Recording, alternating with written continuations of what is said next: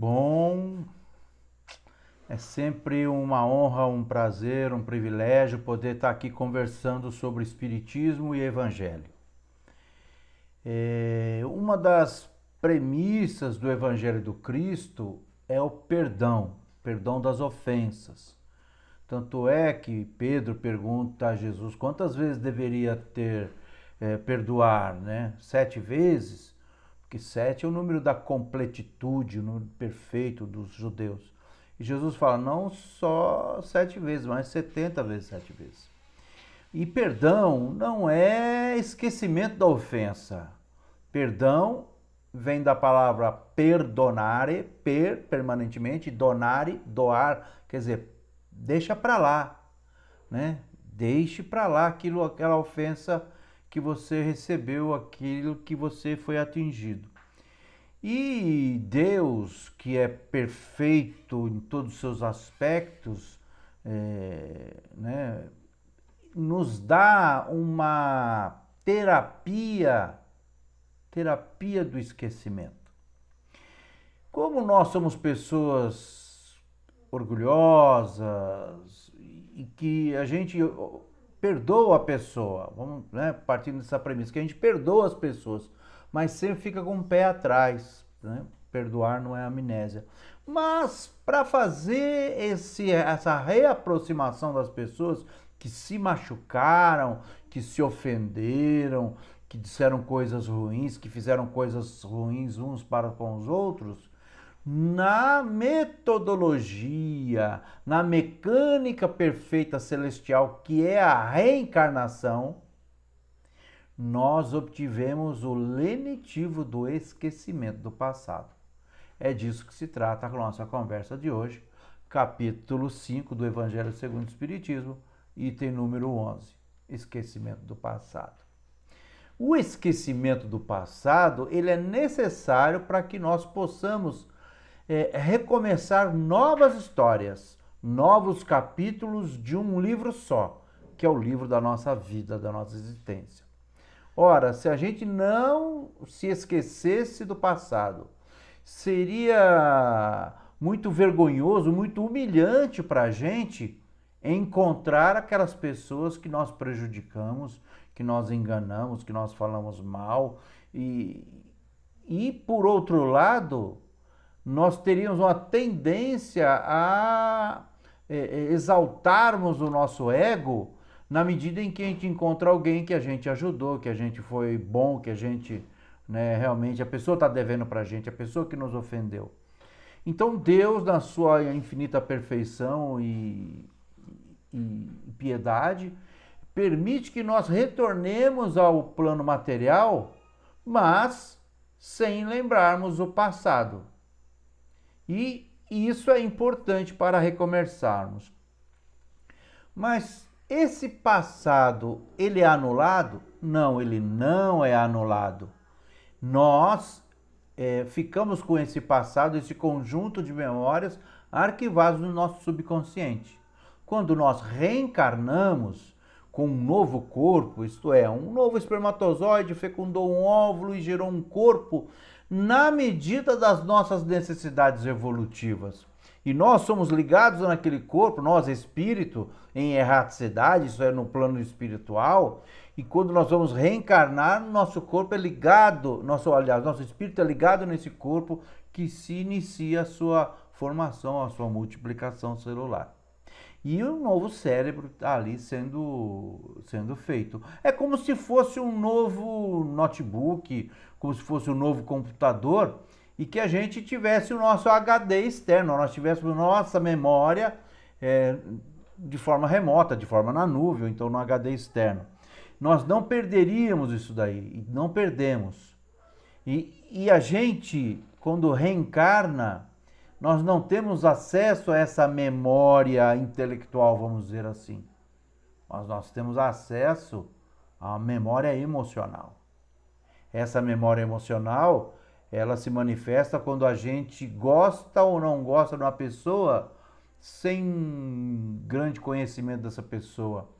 E pode ser que seja ali na primeira impressão algo simples e superficial, mas passado o tempo de convivência a gente continua não gostando daquela pessoa, ora, o motivo, se não está nessa encarnação, está em encarnações passadas. E esse esquecimento nos permite nos reaproximarmos das pessoas. Se a gente lembrasse de tudo que nós fizemos em encarnações passadas, isso certamente afetaria o nosso livre-arbítrio. Não é assim? Quando a gente encontra uma pessoa que nós estamos devendo alguma coisa, a gente se policia naquilo que vai falar, naquilo que vai fazer, nos assuntos que nós vamos tocar, para que a gente não entre naquele assunto que nós não queremos entrar. Então, quando a gente esquece o passado, a gente recomeça como se fosse do zero. Mas o que é que nós trazemos das encarnações passadas? São duas coisas, segundo Kardec, no capítulo 5, no item número 11. Nós trazemos a voz da nossa consciência e as nossas reminiscências instintivas. E o Kardec ele aborda com uma maneira muito interessante. Ele diz o seguinte: ora, você perceba tudo aquilo que você traz, suas tendências, suas más tendências.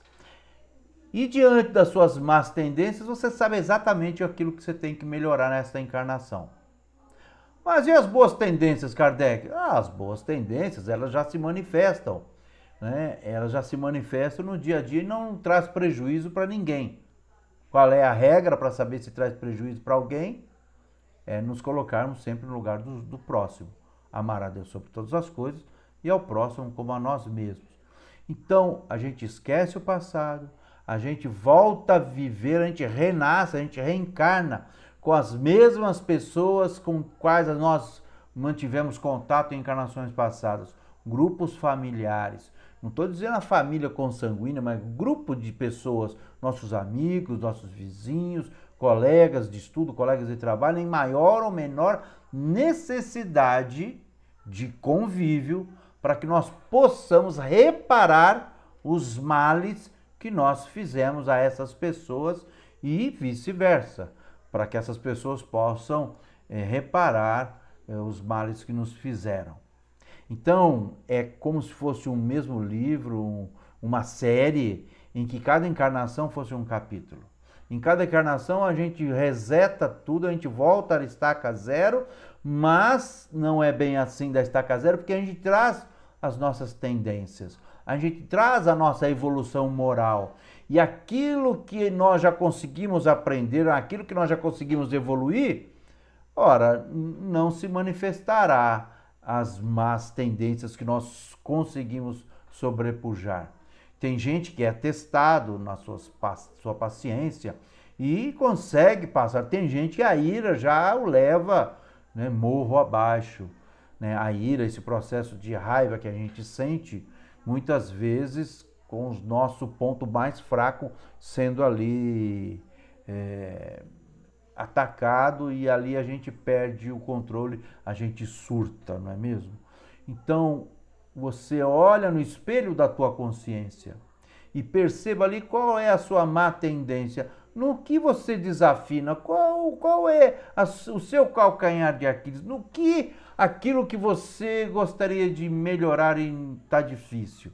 Pois bem, olha ali, se concentra, veja só, e é ali que você tem que atacar aquele problema.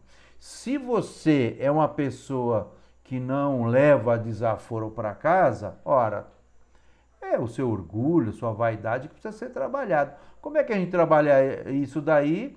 Nos submetendo a situações em que o nosso orgulho, nossa vaidade são testados. E aí, a pessoa que é simples, que é humilde, ela não se ofende com qualquer coisa. Agora, o orgulhoso, o vaidoso, vai se ofender com pequenas coisas que acontecem. Então, Deus vai nos dando todos os dias pequenas lições, de pouco em pouco, para que a gente possa entender naquilo que a gente precisa melhorar. E cada um de nós sabe o que é que precisa melhorar, não é mesmo? Então, talvez a cobiça, a inveja, o ciúme desvairado, a ira, como eu já falei. Então tem coisas que a gente precisa ir melhorando. Até chegar a um ponto em que nós seremos testados e vamos passar muito bem pelas provas que aparecerem.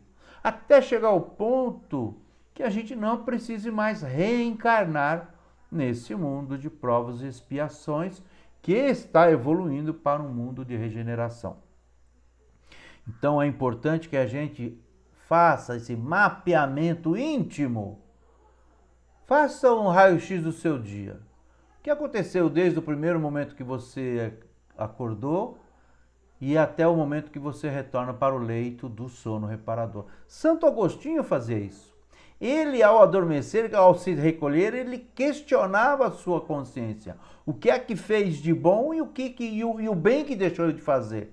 Então, fazer esse raio-x é importante para a gente saber naquilo que a gente está errando. E pecado, a palavra pecado, nas traduções hebraicas, o pecado significa errar o alvo, errar a meta. Então nós temos um objetivo. O objetivo nosso é a felicidade. E quando a gente erra o nosso objetivo, a gente sofre, a gente chora, a gente adoece. Nós somos criados para o amor. Toda vez que a gente se desvia desse caminho do amor, a gente sofre com o nosso desvio, com o nosso delito, né? Havia um casal numa tribo na África que vivia brigando. Nossa, como eles brigavam.